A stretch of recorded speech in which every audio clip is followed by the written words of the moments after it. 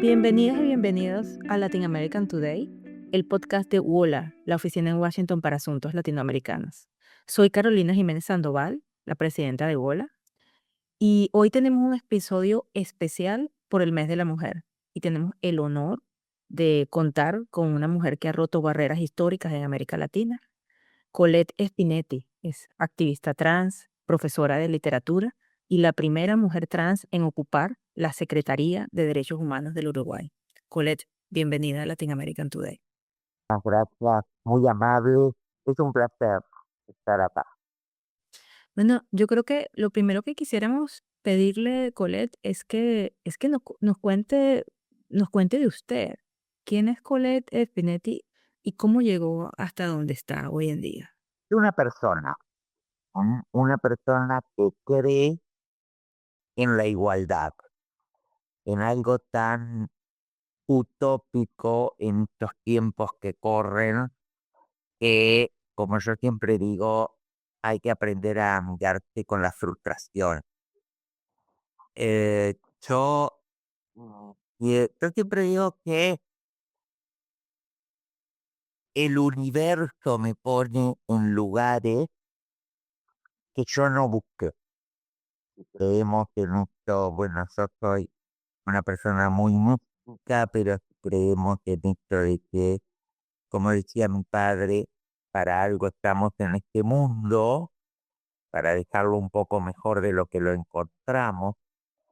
El universo me ha puesto como en los caminos. De hecho, mi activismo, el triste o el feliz lugar es ser la primera en muchas cosas. Fui la primera profesora trans del Uruguay, por ejemplo. Este, y esto obviamente llevó a enfrentar múltiples violencias, discriminación, bueno, todo lo que se pueda imaginar, controles. Me toca ser la primer mujer trans en una Secretaría de Estado, trabajando con el presidente de la República.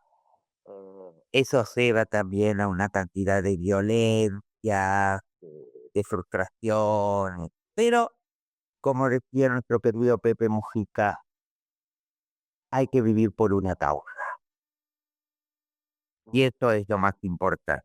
Y él también decía, quien quiere cambiar el mundo tiene que saber que va a recibir muchos no, muchas violencias y mucha frustración. Pero igualmente nos empecinamos en hacer. Eh, con eso es un poco todo esto.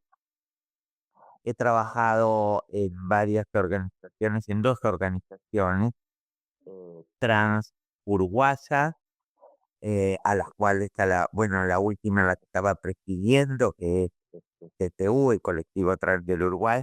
Obviamente, al acceder a este cargo, renuncié por conflicto de intereses, pero sí eh, me lo consulté, me han permitido, estoy en organizaciones internacionales como Corfora en Libertad, que es una organización de segundo nivel, organización de organizaciones que trabajamos con personas LGBTQI más privadas de libertad.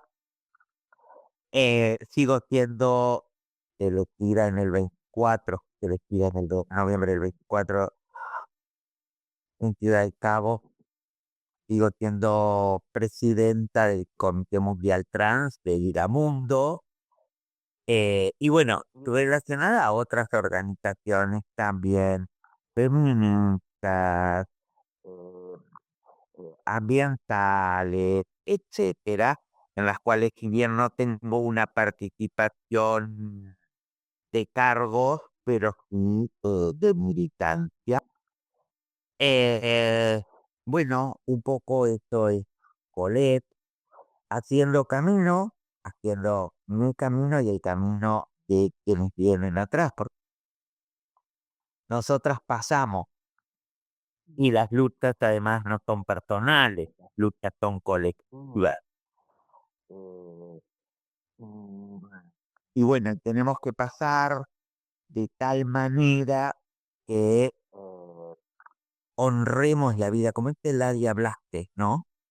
Hay que honrar la vida. Y honrar la vida no es solo vivir, no, es tener esto, una causa por la cual luchar y una búsqueda de esta igualdad. Muchas gracias, Colette. Permíteme tomar eso último que usted ha dicho, ¿no? La importancia de las causas colectivas. Porque, bueno, el movimiento de derechos humanos y ciertamente el movimiento por los derechos de las personas trans han sido movimientos muy colectivos, ¿no? De luchas de muchos años y de muchas personas.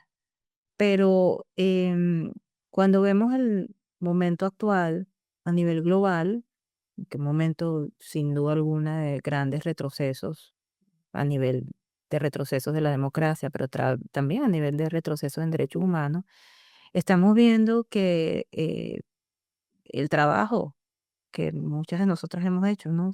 Para promover derechos humanos, para promover los derechos de las mujeres, etcétera, está siendo cada día más cuestionado. Y muchos liderazgos políticos, ciertamente en América Latina, están llegando al poder de forma democrática, ¿no? Elegidos democráticamente, instrumentalizando muchos temores, incluyendo, usando el lenguaje de la ideología de género como ese gran, ¿no? Fenómeno, ese miedo sobre el cual debe toda una sociedad oponerse, ¿no?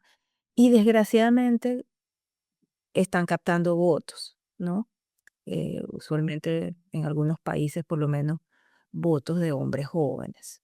Entonces, em, los movimientos antiderechos están avanzando a nivel social y hay que decirlo, están avanzando a nivel político.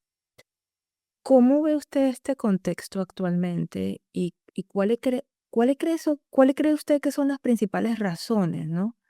Para este avance tan vertiginoso que está teniendo el movimiento antiderechos y bueno, ¿qué rol puede jugar un país como Uruguay que se ha caracterizado por mantenerse en la senda democrática a pesar de que otros países de América Latina van por la senda contraria? El mundo es un colector y es chica. Cuando cambia el paradigma entre un paradigma y otro, cuando cambian los mundos de uno a otro, aparecen los monstruos, decía alguien, ¿no? Yo creo que acá este avance de la derecha y de los grupos antiderechos humanos tiene un gran componente psicológico. El patriarcado siente que, y cuando hablo de patriarcado no hablo únicamente de varones, ¿no? El patriarcado siente que pierde su poder. Cuando alguien siente que pierde su poder, entonces impone en nuestro pasado, como en América Latina, en la década del 70 y principios del 80, las dictaduras cívico-militares, es decir, la represión. Hoy en día no es la herramienta, no es esta la herramienta, sino que la herramienta es más psicológica. ¿Por qué triunfa? ¿Y por qué se los vota popular? Van a estar en un discurso que tiene que ver, el otro día leía a alguien que decía, donde se los permite ser miserables, donde el ser miserable, el fenómeno Trump, el fenómeno Milley, ¿no? Se les permite, y nosotros vemos sus discursos. El otro día veía un discurso de Trump riéndose de alguien capacitado, ¿no? eh, Milley riéndose de los jubilados, diciendo que, bueno, que se mueran porque en realidad son un costo para el Estado. Se los permite a las personas ser miserables. Que los movimientos pro derechos humanos, los movimientos feministas, los movimientos trans, marcaban esto, marcamos esto como lo incorrecto, como lo que hay que cambiar, como lo que tenemos que reconstruir. Sin embargo, hay un patriarcado, un machismo que, sostenido hoy en día hasta por las instituciones estatales, que le permite a las personas esto, ser miserables. Los permite a las personas ofender, lastimar, violentar, asesinar, ¿no? A, al movimiento LGBTQI+, en especial al movimiento trans, a las mujeres, al movimiento afro. Está permitido, está bien visto, ¿no? Entonces estamos en una, en un, en otro orden mundial. Para eso me parece que es importante seguir los movimientos. Yo, en mi cargo tengo que trabajar por todas las poblaciones vulneradas, entonces para mí es importante que todos estos movimientos, el movimiento afro, el movimiento feminista, de migrantes, LGBT, etcétera, etcétera, se unan para tener un objetivo en común sin perder la especificidad. ¿Sí? Cuando hablamos de esto, de ideología de género, yo, en realidad, la ideología de género la impone el patriarcado, porque primero que la expresión ideología de género fue una expresión inventada por acá por los 90 para desacreditar a las mujeres cuando se reunieron en Beijing, ¿no? Entonces, fue algo inventado, no hay una conceptualización filosófica del término, ¿verdad? Pero bueno, es muy Creo usado. que la Iglesia Católica, ¿no? También manejó el término en los 90, ¿no? Por Sí, supuesto, por sí, sí. supuesto. Entonces hay un convencimiento de que hay una ideología de género, pero si nosotros lo miramos bien, esta, lo que sería una ideología para imponer el género, la trae el patriarcado, Claro. ¿no?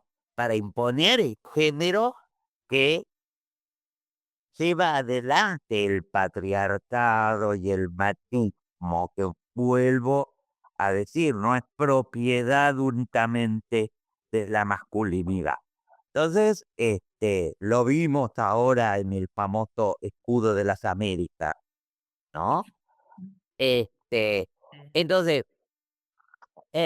yo creo que estamos en un momento global muy difícil en que las estrategias de los movimientos de lucha por los derechos humanos y lucha por la igualdad.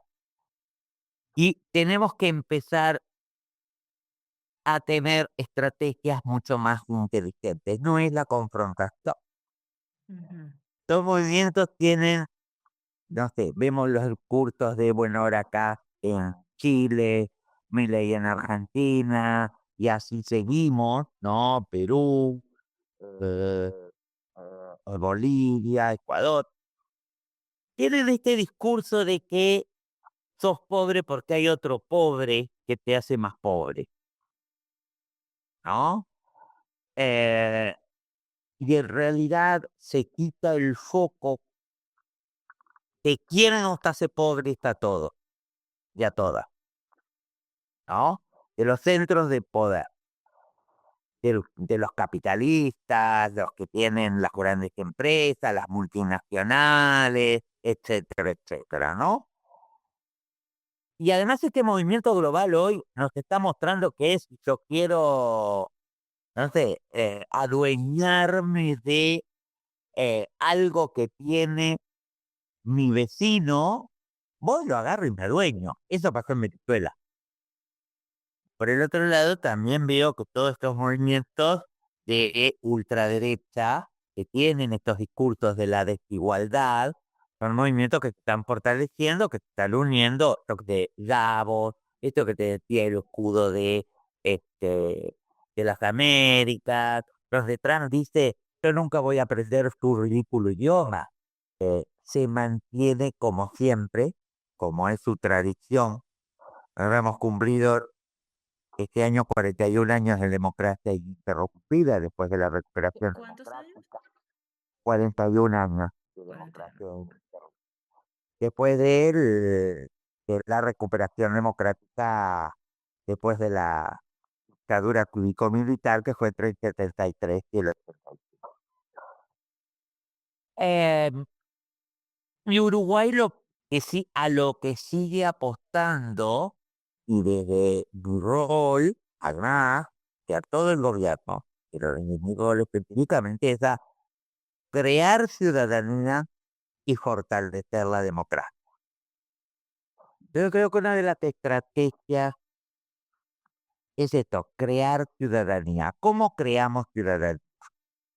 Concientizando a las personas de que no son pobres porque hay otros pobres que lo hacen pobres, que son pobres porque hay capitalistas, hay dueños del dinero que los explotan. Uruguay tiene en ese sentido, Uruguay tiene reglas muy claras en el trabajo. En Uruguay el sueldo mínimo nacional, por ejemplo, ha sido aumentado, en este momento está en $650, el sueldo mínimo nacional. O sea, nadie puede pagar menos de esto. Nosotros respetamos muchísimo las conquistas laborales a través del movimiento sindical. Bueno, hacer conciencia de esto, ¿no? Cuando el movimiento sindical, que en Uruguay tiene mucho peso, muchísimo peso.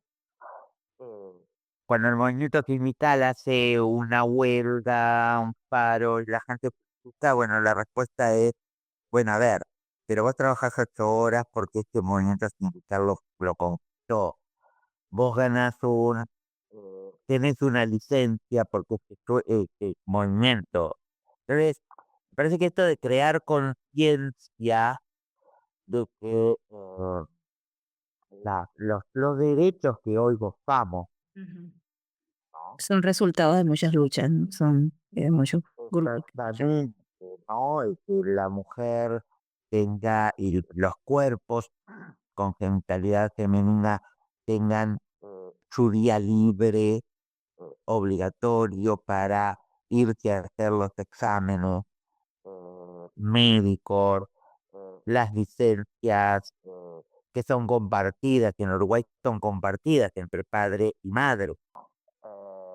De esto, bueno, nosotros Uruguay está trabajando muchísimo por el tema de la paridad, bueno, las mujeres en tecnología, integrar a las mujeres en ciencia y tecnología. Y eh, justo con ese tema bueno, de Uruguay, obviamente, hoy en día es reconocida como la única democracia plena, ¿no? En este momento, cuando uno ve los índices de democracia de América Latina, los únicos dos países que aparecen como democracia plena son Uruguay y Costa Rica, ¿no? Y con Costa Rica lamentablemente tenemos ciertas preocupaciones, pero bueno, todavía tiene los indicadores de una democracia plena. Pero en su secretaría propiamente dicha, ¿no? En donde obviamente que sea una democracia plena no quiere decir que el país no tenga desafíos, ¿no? En materia de derechos humanos. Con este contexto, además, sabemos, ¿no? Que hay amenazas sobre la democracia en todos los países, sobre los derechos humanos. ¿Cuáles son los principales problemas en materia de derechos humanos en Uruguay y cuáles son sus prioridades en la secretaría? Bien, primero quiero decir que nuestro actual presidente, el profesor Samuel Borges, a quien conozco desde la juventud, eh, es una persona que tanto en sus discursos de campaña como en sus discursos de asunción y en sus discursos constantemente lo dice y lo hace, él apuesta a la igualdad en un mundo que apuesta a la desigualdad, ¿no? Eh, la igualdad significa que todas las personas podamos tener los mismos acceso a los mismos derechos. Pero sí tenemos un Uruguay muy desigual. Un Uruguay muy desigual. Y ese es el primer desafío. Bueno, ¿cómo hacemos para que este Uruguay, aunque es un país muy chiquito, un país absolutamente diverso, cómo hacemos para que este país tan desigual tenga acceso a las mismas igualdades? Por ejemplo, el trabajo, ¿no? Entonces, ahí tenemos que apostar mucho. No es lo mismo vivir en el sur del país que en el norte del país. No es lo mismo, no es el mismo contexto vivir en la frontera con Brasil que en la frontera con Argentina. Ya. Son diferentes contextos. La frontera con Brasil es una frontera mucho más desigual, violenta, pobre. ¿Ah? Eh, entonces, bueno, esto te decía, por ejemplo, el acceso al trabajo. Ujú. ¿Ah? Entonces, ahí nosotros tenemos que enfocarnos primero en la formación.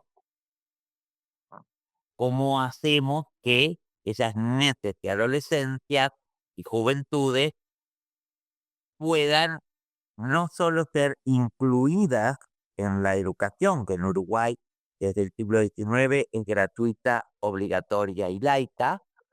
¿Cómo hacemos para incluir, para que no desperten? Nosotros teníamos, habían despertado, cuando asumió este gobierno, habían despertado 5.000 niños y niñas del sistema educativo.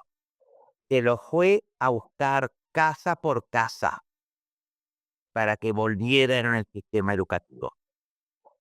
Además de esto, se instaló un bono estudiantil para todos aquellos niños, niñas y adolescentes de los de las poblaciones, de los sectores más pobres, más vulnerados. Todo esto te va a, como vos decías, bueno, desde un lugar a ese que es el rol que cumple esta secretaría, a ese enfoque de derechos humanos y políticos. Ujú. Y también esta secretaría debe monitorear y evaluar esas políticas. Es decir, nosotros después tenemos que monitorear que todos estos planes sean cumplidos, pero también evaluar a qué personas les llegó, a qué personas no les llegó, por qué les llegó, por qué no les llegó, qué faltó, qué estuvo bien, qué es lo que hay que fortalecer. Entonces, esta secretaría tiene muchísimo trabajo en este. Y nuestro presidente del interior del país, lo que nosotros llamamos del interior del país, es que no es de Montevideo, y por lo tanto le interesa mucho, nos pide mucho el trabajo en todo el país. Y esto es lo que estamos haciendo. Por primera vez en la historia del Uruguay, todos los jerarcas de gobierno están continuamente yendo a las diferentes localidades, los diferentes lugares del Uruguay. Porque como pensamos nosotros, y decimos nosotros estamos acá para trabajar para la Junta. No estamos acá para un adorno o para tener un título o un cargo. Le puedo preguntar, secretaria, porque usted dijo en un inicio que usted fue también la primera em, profesora, ¿no? Universitaria trans y que en ese cargo o en esa barrera superada también vive violencias de discriminación, ¿no? Y en este cargo, ¿se vive también discriminación? Sí, claro, claro. De sus propios pares, quiero decir, en su No, propia institución. no, no, no, no. De las instituciones, no. Sí, de la población en general, ¿no? Esto Ujú, se habla bajo la derecha a imponer.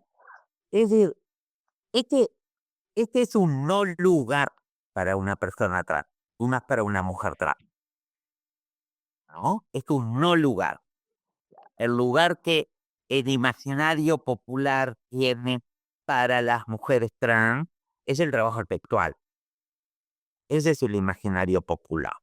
Ahora, cuando aparece una mujer trans en una secretaría de Estado, no, ¿cómo me van a tocar ese lugar? Ese lugar tendría que ser para un varón académico, blanco, hegemónico, etcétera, etcétera, ¿no? En ese sentido, bueno, sí me recibieron muchísima violencia, como decía, de la sociedad, de la prensa, pero, como yo digo, me quedo con siempre recibo mucho apoyo. Ujú. Entonces, digamos que si hay un, no sé, pero hay un 10% de personas que, o de prensa que eh, violentan, ponen en duda mi capacidad, ¿no? Porque nosotros siempre tenemos que estar mostrando que somos capaces todo el tiempo, es una carrera agotadora. Yo recibo un 80%, un 90% de personas que me encuentro en la calle, en el transporte público. Yo vengo a trabajar en transporte público. eh, Me encuentro en la calle que te dicen, vamos, Colet, vamos arriba, qué lindo lo que estás haciendo. Y me quedo con eso. Claro, eso sin duda Me debe quedo ser con algo que reconforta a pesar de del discurso de odio, ¿no? Que todavía nos encontramos. Bueno, lamentablemente se nos está acabando el tiempo y sabemos que estamos hablando con una secretaria de Estado. Entonces, para cerrar, secretaria, quisiéramos un mensaje de usted en este mes de la mujer para las niñas, las mujeres, las activistas y en general para toda la audiencia que nos escucha, eh, eh, sí, un mensaje en este mes que reivindica, ¿no? El rol de de las mujeres en distintas áreas sociales, políticas, culturales. Quisiéramos cerrar con un mensaje de Colette Spinetti en Latin American Today. Hay que tener un objetivo y el objetivo es que seamos iguales. El camino duele, el camino frustra, hay muchas limitantes en el camino, pero también el camino trae felicidad, también el camino trae amistad, también el camino trae fortalezas. Y se llega, todo, todo llega. Quizá no lo veamos nosotras en esta vida finita que tenemos, pero sí siempre tenemos que tener la mirada puesta en las generaciones que vienen.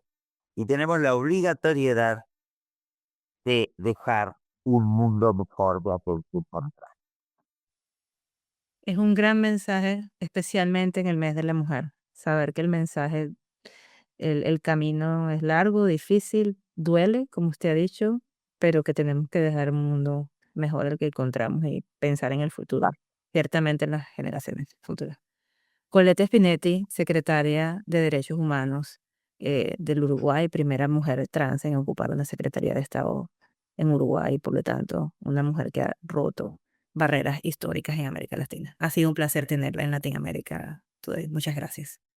Muchísimas gracias a ustedes. Un placer.